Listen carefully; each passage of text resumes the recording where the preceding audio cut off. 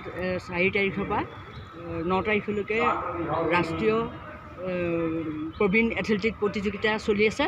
আৰু এই এথলেটিক প্ৰতিযোগিতাত গোটেই ভাৰতবৰ্ষৰ সমগ্ৰ ৰাজ্যই ইয়াত যোগদান কৰিছে আৰু ইয়াৰ ভিতৰতে আমাৰ অসমৰ পৰা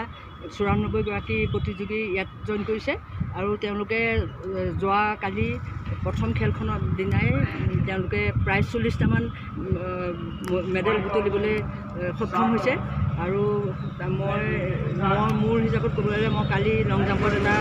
গোল্ড মেডেল পাইছোঁ আৰু আজি হাই জাম্পতো এটা গোল্ড মেডেল পাইছোঁ আৰু আমাৰ এই খেলখনৰ অসমত জন্মদাতা আছিল আমাৰ অৰ্জুন ভোগেশ্বৰ বৰুৱা তেখেতক মই আমাৰ কাৰণে তেওঁ চিৰনমস্য